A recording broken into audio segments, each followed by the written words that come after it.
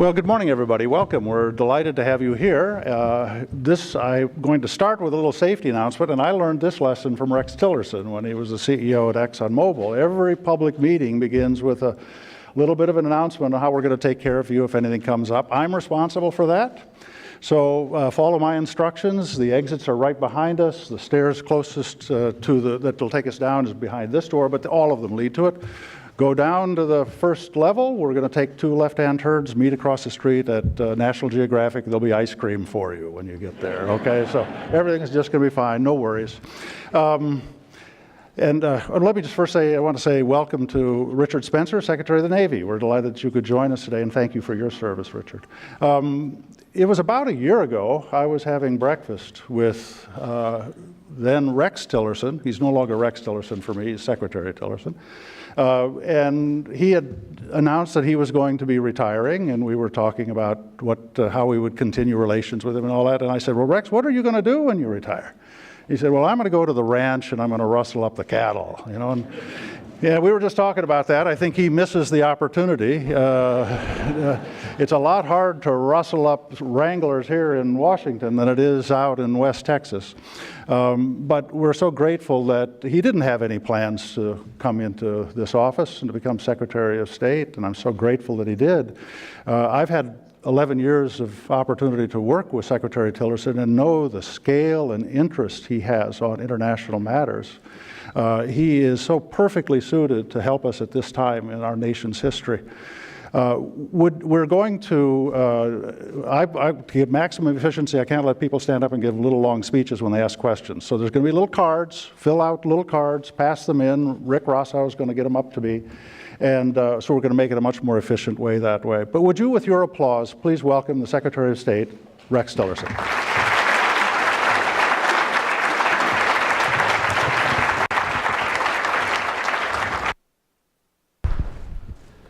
Well, thank you so much, John, and it is a real pleasure to be back in the building. And I was asking John if the building was meeting all the expectations that we had when this project was undertaken, and I see so many faces in the room that were a big part of bringing this to a reality. I think he told me there's 4 simultaneous events going on today, and I said, perfect. That's exactly what we had in mind. So I also want to thank many of you in the room for the 11 years, great years I had serving on the Board of Trustees here, and your mentorship of me, and I learned so much during the time I was here in those engagements. And I thank John for his friendship.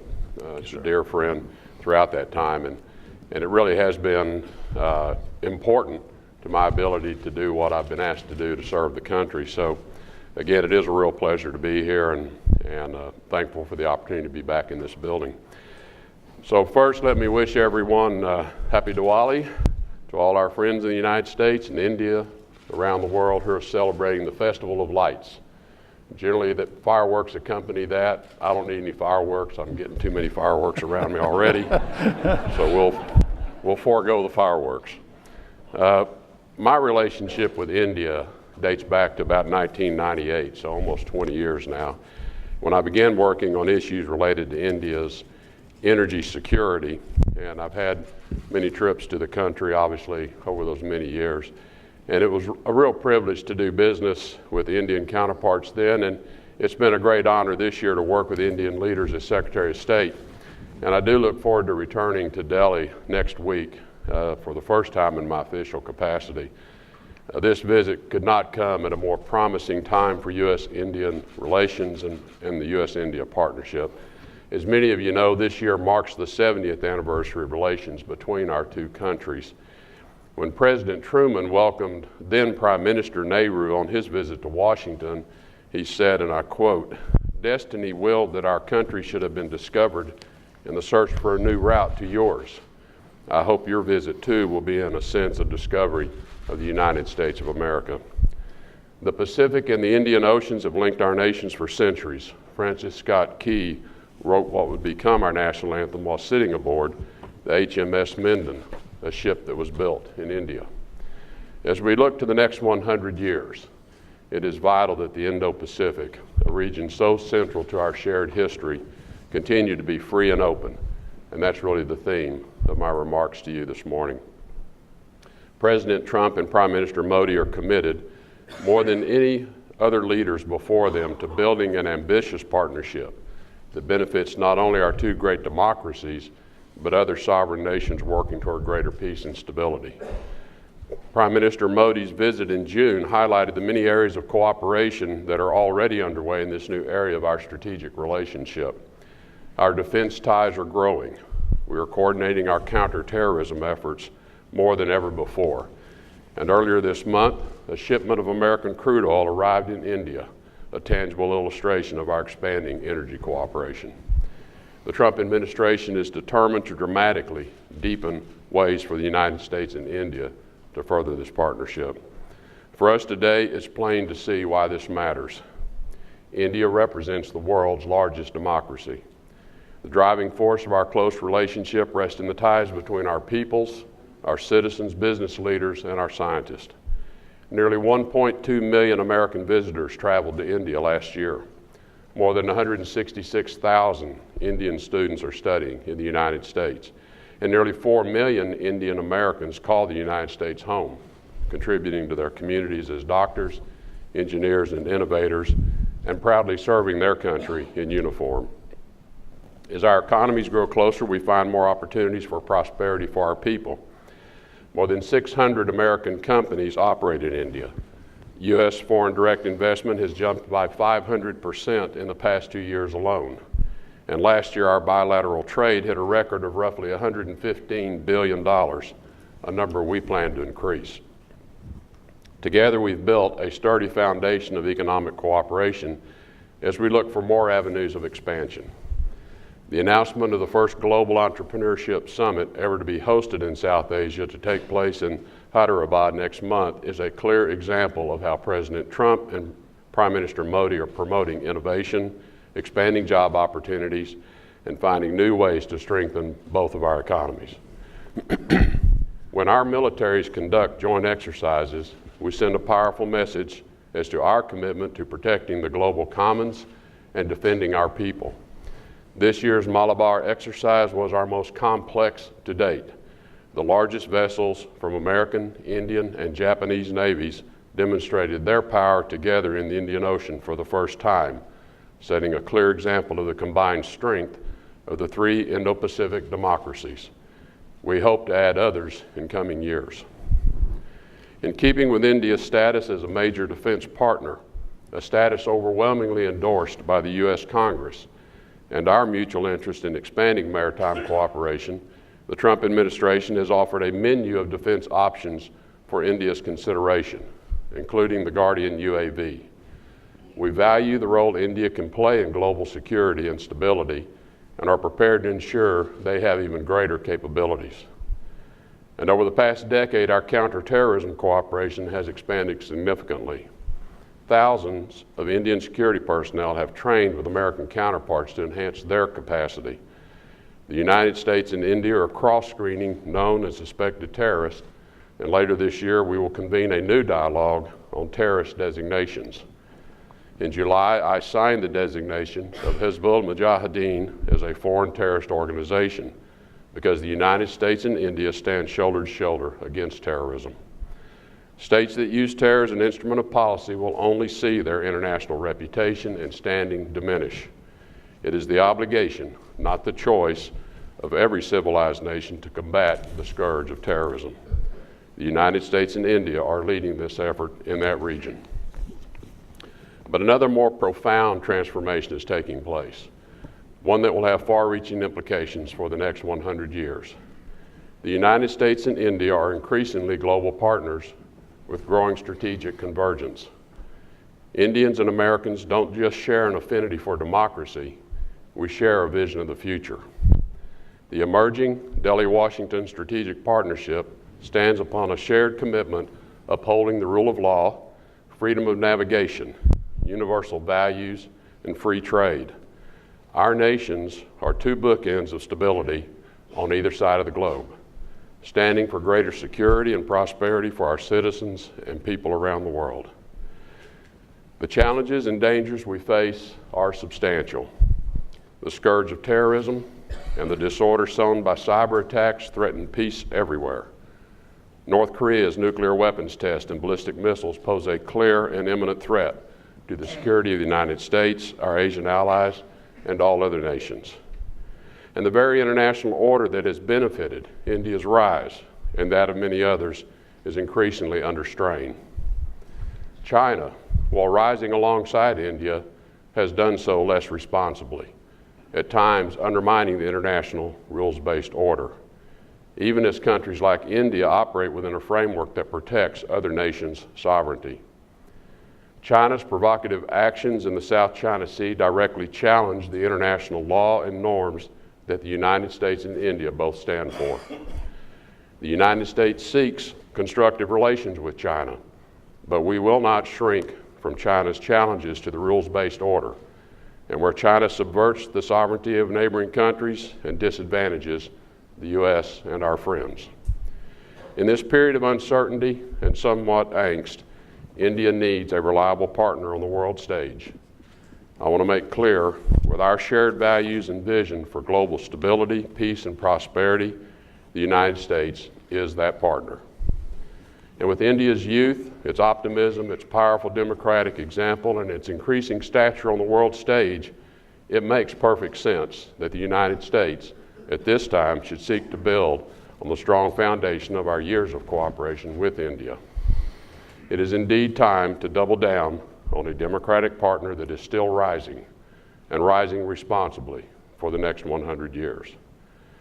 But above all, the world, and the Indo-Pacific in particular, needs the United States and India to have a strong partnership. India and the United States must, as the India saying goes, do the needful. Our two countries can be the voice the world needs to be, standing firm in defense of a rules-based order to promote sovereign countries' unhindered access to the planet's shared spaces, be they on land, at sea, or in cyberspace. In particular, India and the United States must foster greater prosperity and security with the aim of a free and open Indo-Pacific. The Indo-Pacific, including the entire Indian Ocean, the Western Pacific, and the nations that surround them, will be the most consequential part of the globe in the 21st century. Home to more than 3 billion people, this region is the focal point of the world's energy and trade routes. 40% of the world's oil supply crisscrosses the Indian Ocean every day through critical points of transit like the Straits of Malacca and Hormuz.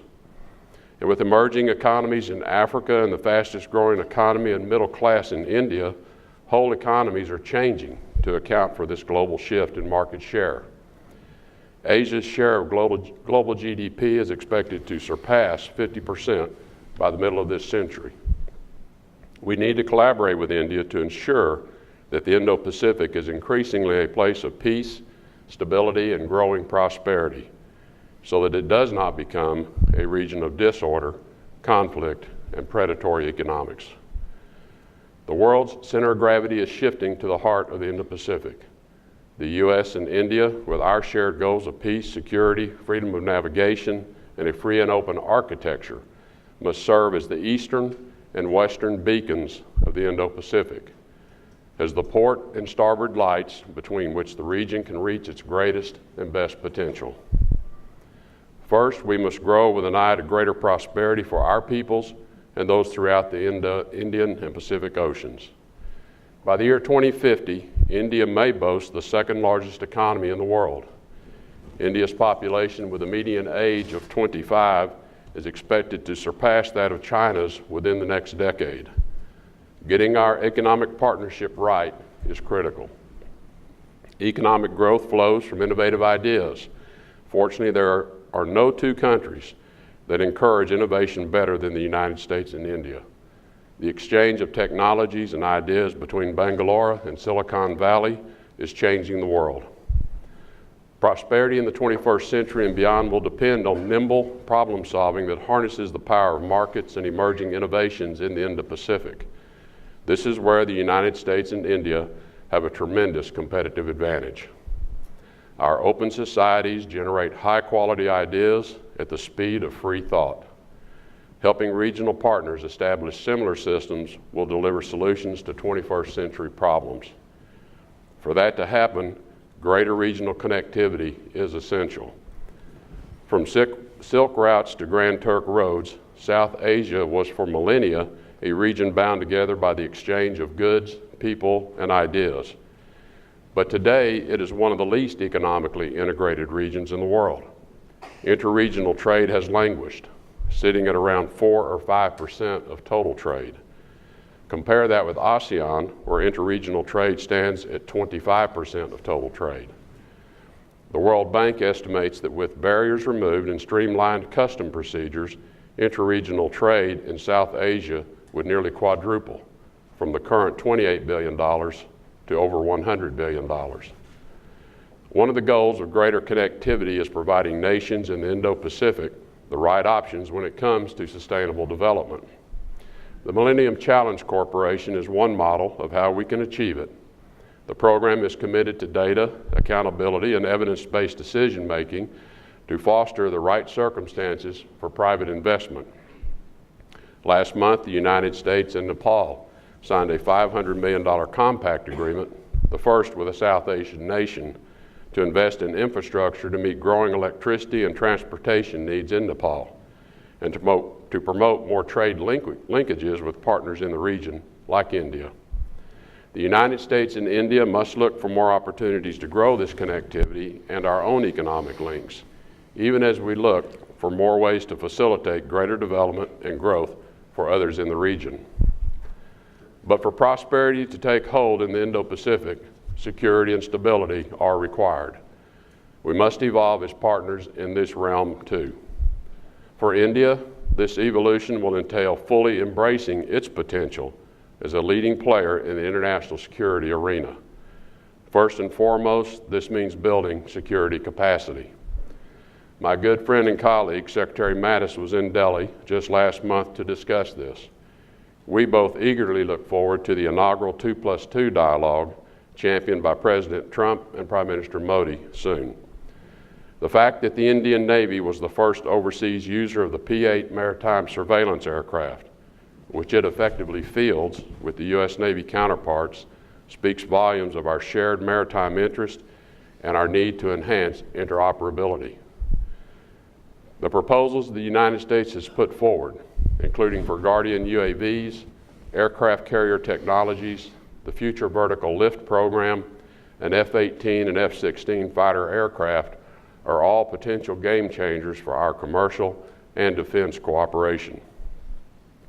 The United States military's record for speed, technology, and transparency speaks for itself, as does our commitment to India's sovereignty and security. Security issues that concern India are concerns of the United States.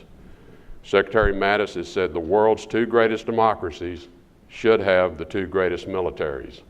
I couldn't agree more. When we work together to address shared security concerns, we don't just protect ourselves, we protect others. Earlier this year, instructors from the U.S. and Indian armies came together to build a UN peacekeeping capacity among African partners, a program that we hope to continue expanding.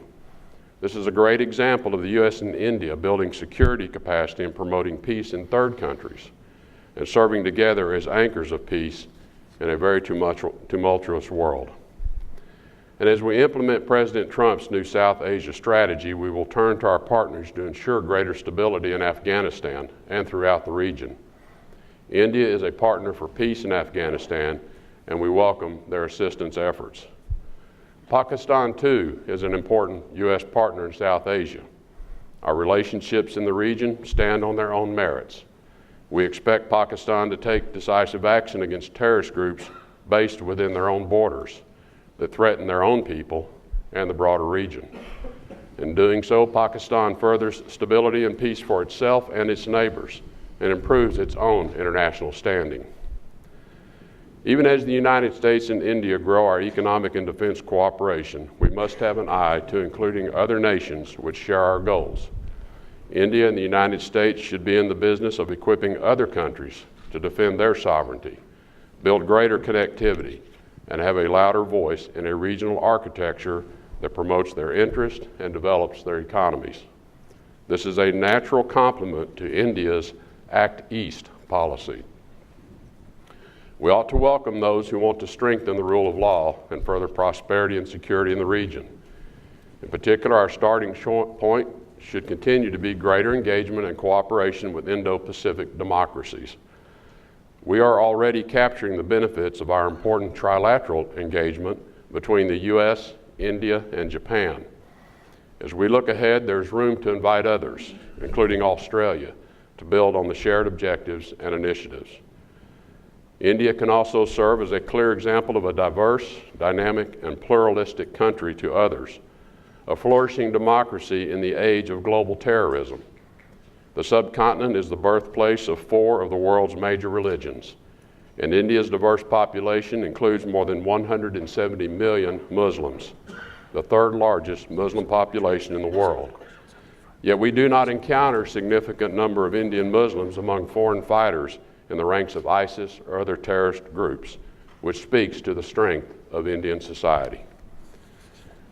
The journey of a democracy is never easy, but the power of India's democratic example is one that I know will continue to strengthen and inspire others around the world.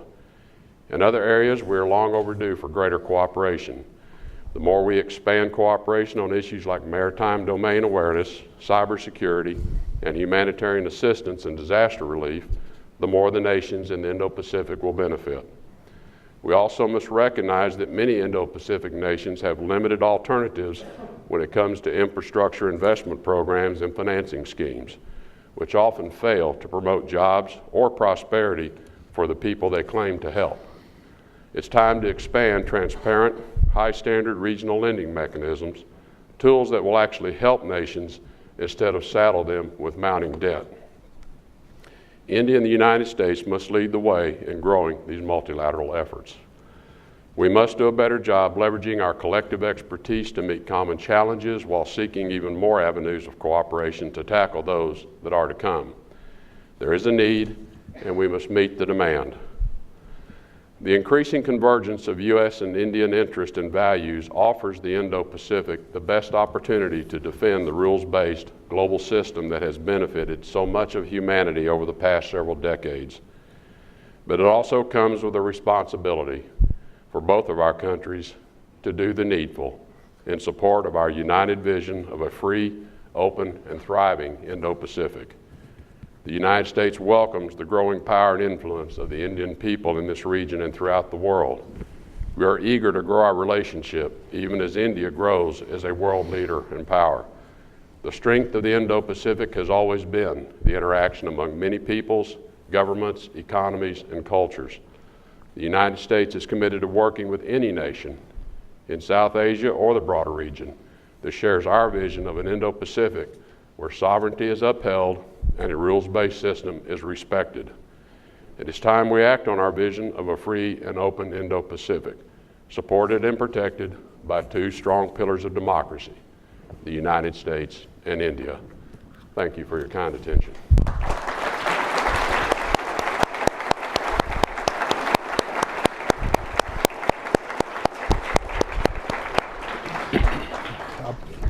Thank you, Mr. Secretary. We're going to move this down so people over here can see. We got a blocking vector. Thank you for really a very interesting speech. One particular phrase really caught my attention. I'd like to just drill in a little bit on it. And I had the luxury of seeing it last night, so that's why I wrote it down. We need to collaborate with India to ensure the Indo-Pacific is increasingly a place of peace, stability, and growing prosperity, so that it does not become a region of disorder, conflict, and predatory economics. Very interesting expression. What do you see as being the example of predatory economics that we should be alert to ourselves between us? Well, I think everyone is aware of the huge needs in the Indo-Pacific region among a number of emerging economies, a number of fledgling democracies for infrastructure investment. And it is important that those emerging democracies and economies have alternative means of developing both the infrastructure they need, but also developing the economies. We have watched the activities and actions of others in the region, in particular China, and the financing mechanisms it brings to many of these countries which result in saddling them with enormous levels of debt. They don't often create the jobs, which infrastructure projects should be tremendous job creators in these economies, but too often foreign workers are brought in to execute these infrastructure projects. Financing is structured in a way that makes it very difficult for them to obtain future financing, and oftentimes has very subtle triggers in the financing that results in financing default and the conversion of debt to equity. So this is not a structure that supports the future growth of these countries. We think it's important that we begin to develop some means of countering that with alternative of financing measures, financing structures.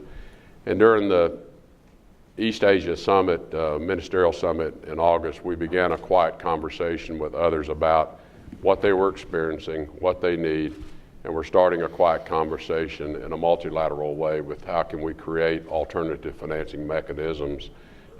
We will not be able to compete with the kind of terms that China offers, but countries have to decide what are they willing to pay to secure their sovereignty and their future control of their economies. And we've had those discussions with them as well.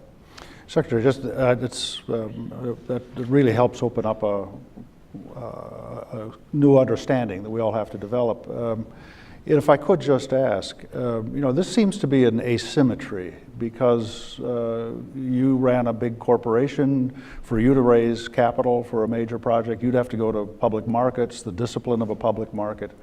And yet you were competing against state-owned enterprises that could turn to a central bank and get a no-interest loan or maybe just a grant. I mean, this is a profound asymmetry that we have to deal with. It may go beyond just new financing instruments. How are you thinking about it?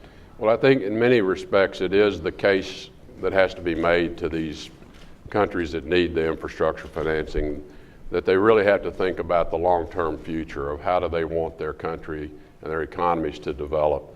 And in many respects, those were similar to the kinds of discussions and arguments that we would make back in my private sector days, that here are all the other benefits you receive when you allow investment dollars to flow to you in this way. You retain your sovereign control, you retain complete control over the laws and the execution within your country. And that should have significant value to them as they're thinking about the future. And so it is, while it is on a direct competitive basis, it's hard to compete with someone who's offering something on financial terms that are worth, a few points on the lending side. But we have to help them put that in perspective of the longer term ability to control their country, control the future of their country, control the development of their economy in a rules-based system. And that's really what we're promoting, is you retain your sovereignty, you retain your commitment to a rules-based order. We will come with other options for you. Great, thank you. And I apologize, Ambassador Singh is here. He's running a very dynamic embassy. I want to make sure that you knew he was here. And I'm going to ask a question he would ask, but he's not going to get to. And that is, I was in India in August, and great enthusiasm in India about a growing relationship, but real frustration with the way in which we restrict India getting access to technology and this sort of thing. What would this is the ambassador's question. So, how are you going to fix that? Well, just so you know, he's not shy. He's asked that question, and we've had discussion about it. And I touched on it briefly in the prepared remarks in designating India as a major defense partner and Congress's affirmation of that. I think, as everyone appreciates, the U.S. has the finest fighting military force on the planet. First, because of the quality of the men and women in uniform, all volunteer force. But they're also equipped with the greatest technologies and weapon systems that are unmatched by anyone else in the world. So that's an enormous advantage to our military strength. So we don't provide that lightly, and that's why we have such rigorous review mechanisms when we get into technology transfer. But having said that, our most important allies and partners have access to that, and India has been elevated to that level. And that's why I touched on a couple of systems that are not offered to everyone. The Guardian UAV system is an extremely technological piece of kit that we now are making available. And we're in discussions with India about other high-level weapon systems. And as I said, it's all to improve their capabilities to play this important security role that we know that they want to play in the region. So we're continuing to work through those systems in a very deliberate way while protecting America's competitive advantage in this area. I don't know how close you all listen, but the Secretary had a remarkable invitation, which is for the U.S. and India to jointly take a larger leadership role together in Southeast Asia. It was quite an important statement. You also indicated that there would have to be an evolving architecture of coordination. You hinted that it could revolve around expanding the U.S., Japan, India trilateral. You indicated maybe Australia. Is that going to be the architecture of America's engagement in this new strategy? Well, I think, as you heard me saying, if you think about the map, the Indo-Pacific all the way to the western coast of the United States, and that's the part of the map we're dealing with. India, this very significant and important democracy, pins one side of that map. Japan, another very important and strong democracy that we have very strong security relationships with, pinning this side of the map. But there's an important part of the South Pacific that also we think needs an important pinpoint as well. Australia, another very strong and important strategic partner, ally to the U.S., has fought in every war and has fought alongside us in every battle we've ever fought. The Australians have been there with us. So we think there are some useful conversations to have in the current trilateral relationship, which is very strong and effective, the India-Japan-U.S. relationship. So we're going to continue to explore how do we strengthen that architecture that really is about this Indo-Pacific free and open policy that we have, and how do we pin that in the proper places with our strongest, most important allies, and how do we strengthen those in this multi-party arrangement? India-Australia relations, how can they be strengthened? It has to be in everyone's interest, obviously. India has to see it in their interest. Japan has to see it in their interest. But it is going to be an evolving process as to how we create the security architecture, which keeps this free and open Indo-Pacific region, creates the opportunity for nations to protect their own sovereignty, to have the opportunity to conduct their economic affairs without being threatened by others. And that's really what the architecture design is intended to do. I'm going to turn back to you as an energy guy. And last month, I should say, we had the Indian minister responsible for renewable energy was here. And this is a big push for India. Now, you're not the Secretary of Energy, but you know a lot about it. How do you think we could expand cooperation on energy issues with India? Well, I know there are any number of active programs within India. India has huge energy needs, not just from the direct supply of energy, but also the infrastructure to distribute that energy and get it into so that all Indians have access to that, both for their personal quality of life, but also to support economic growth and expansion. And I know CSIS has some particular programs that are exploring that as well, and those are all, I think, important avenues and mechanisms. The U.S. has a very important energy posture in terms of the technology that's been developed here across the entire slate of energy choices, from conventional to renewables and other forms of energy. And I think that's the value of the relationship, is within the U.S. Business community and our entrepreneurs and our innovators, we have a large slate of opportunities we can offer in partnering with India to meet those needs. And we're encouraging that. Again, we think the work that CSIS is doing is valuable in that regard as well, to create those relationships to provide that. It's another area of opportunity for U.S. businesses. As our Indian friends complain rightly about the restrictiveness of technology, American companies complain about how hard it is to do business in India. And how is that conversation going to enter into your discussions? It has its ups and downs. And in the 20 years I've dealt with India, I encountered these same frustrations. I think India has undertaken a number of important reforms, and we want to acknowledge that. I think it's important that those efforts and that momentum be sustained. It's easy to take a few actions, you get a few reforms in place, and then say, okay, we're done, let's sit back. You're never done. You're never done. And that's my message to India, you're never done. Because the world around you is not sitting stagnant. And you have to continue to put in place the necessary conditions that is attractive first to Indian business, just your own internal business entities, but also then make it attractive for foreign investors to come to India and grow that economy. I think one of my interesting early experiences with India was in the 90s. India undertook very, very little foreign direct investment. It was a very closed system. They didn't encourage companies to go out and invest overseas. And one of my first interactions was to facilitate the purchase of ONGC Videsh Limited, which is a very important Indian national oil company, acquiring 20% of the Sakhalin 1 project in Russia. And I put those parties together for a lot of reasons that served the interest of the people I represented at that time. But it was an interesting discussion. I had a lot of conversation with the Indians in that process because they were not used to investing overseas. That resulted in me going to a business conference in Goa a couple of years later. They asked me to come over to meet with Indian businessmen that were being encouraged to invest overseas. Again, it was kind of a new thing for them. And I remember we had a panel discussion, a lot of great questions. The last question I got, one of the Indian businessmen said, if there's one thing that we should always make sure we keep in our mind in investing overseas, what is it? And I said to him, it's very simple, choose your partners wisely. Because in any venture, you are going to have partners. And who you choose is going to determine your success. I've carried that same most important element in any relationship. I've always viewed that, and that's the way we view the Indian-U.S. relationship now.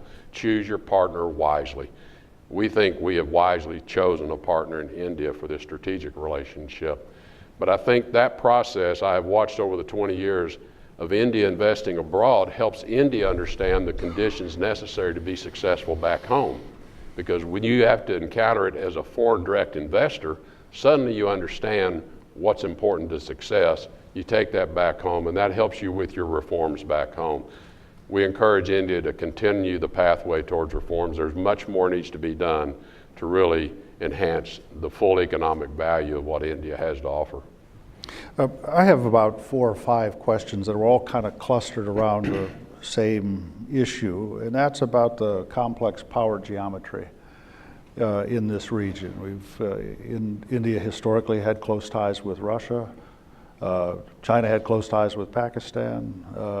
We tried to keep ties with both India and Pakistan. It's a lot more complicated environment now. Could you just give your thoughts about India and this power geometry?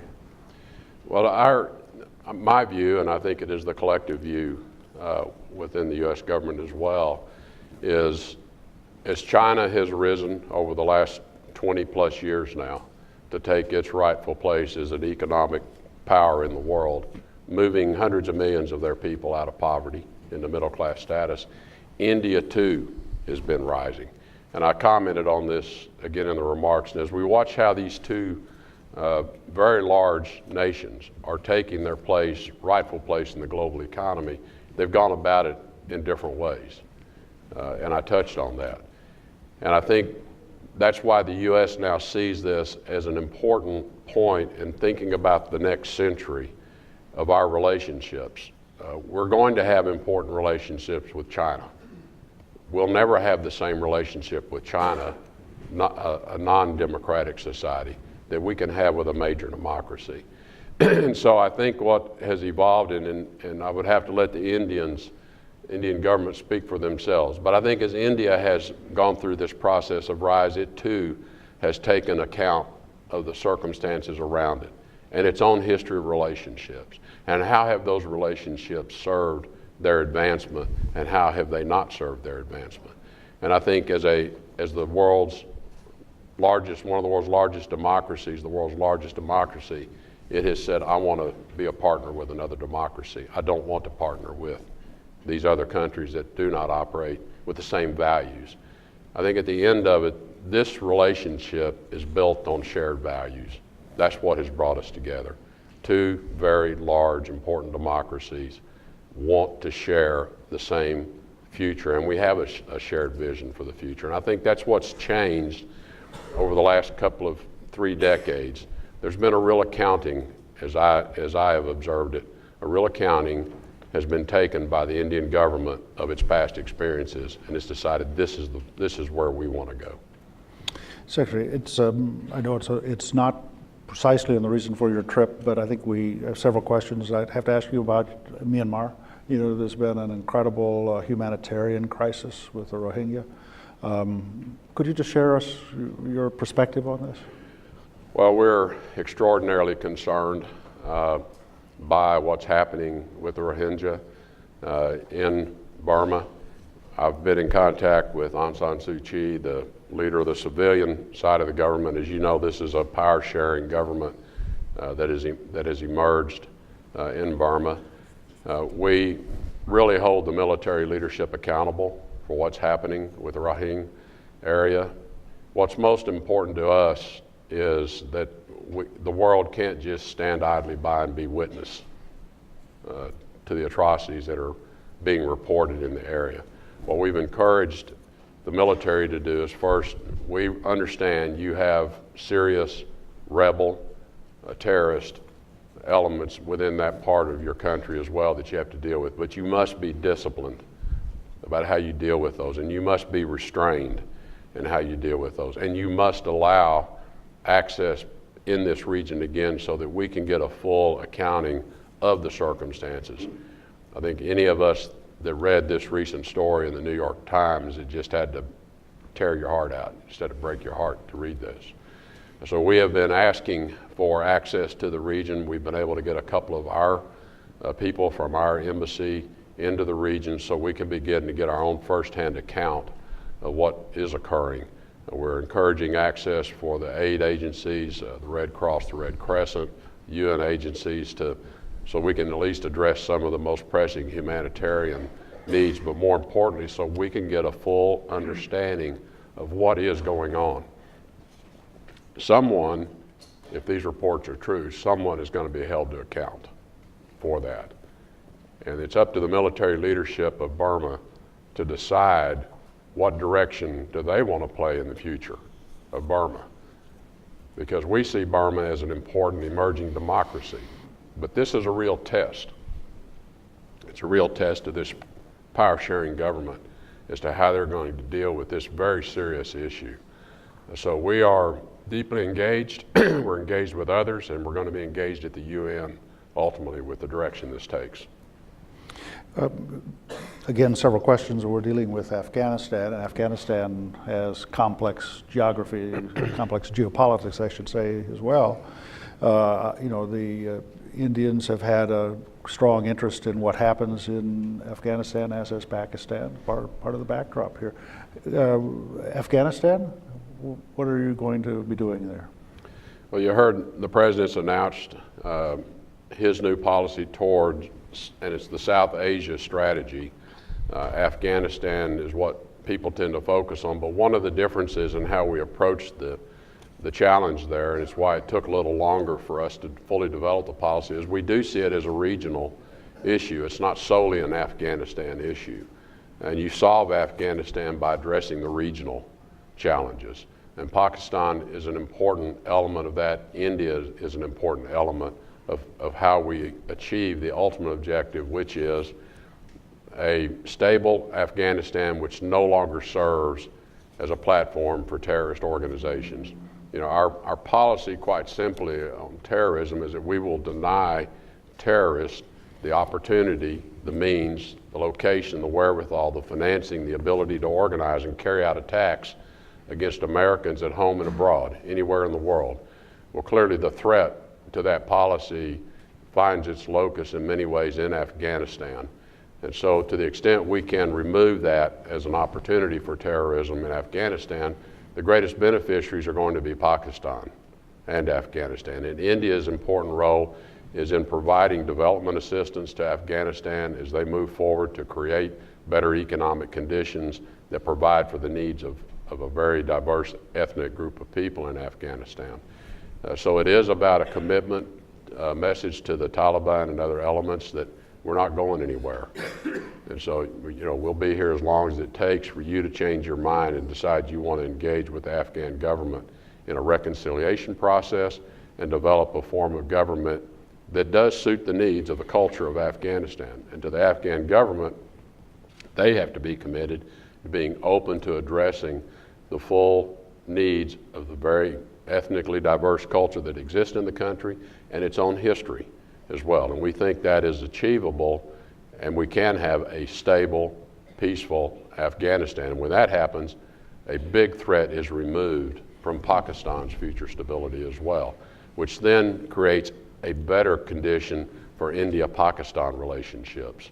So we see it as not just one issue, but a means of stabilizing the entire region. And we intend to work closely with India and with Pakistan to, we hope, ease tensions along their border as well. Pakistan has two very troubled borders, and we'd like to help them take the tension down on both of those and secure a future stable Pakistan government, which we think improves relations in the region as well. Secretary, I know I'm running close up to the deadline I was given by your horse holders, but let me ask several questions. We're dealing with development, and I guess the question I'd like to pose to you is, we've got a very capable new administrator for USAID. I know you personally have been quite involved in aid and development related issues through the years. What do you see as the relationship between the State Department and USAID going forward? How are you thinking about it? Well, I think it's no different than has traditionally been the roles of the two organizations. State Department develops foreign policy, it develops the strategies and the tactics, and an important element of our execution of foreign policy is development aid and assistance, whether it be in direct humanitarian assistance, food programs to address dire needs, disaster response, or whether it's in developing democratic capacity and institutional capacity. So USAID is an important enablement tool of the foreign policy. They don't make policy, but they are critical to our execution of foreign policy. And that's really where we want that expertise to reside. And I view them as in many, using lingo of my prior life, they are a center of expertise when it comes to aid and development programs. Nobody does it better than they do. Not just directly, but they have tremendous organizational and convening capacity to work through other multilateral organizations, whether it's UN organizations, NGOs, direct in-country capability. They are really the experts in the world for doing that. They have the relationships, they have the contacts, they have the process, they have the procedures, and they're vital to our execution of foreign policy, and therefore they become integral to how we develop foreign policy, how we test its viability, and then how we lay out the plans, the strategy, and the tactics for executing against that policy. So that's the relationship, and one of the things we want to be sure is that everyone understands their roles and everyone understands what's not their role. On the State Department side, our expertise is the analysis, the assessment, the development of foreign policy, the carrying out of the diplomatic integration of all of that. USAID, though, they are really the experts, and the State Department doesn't have that expertise. It really resides over there.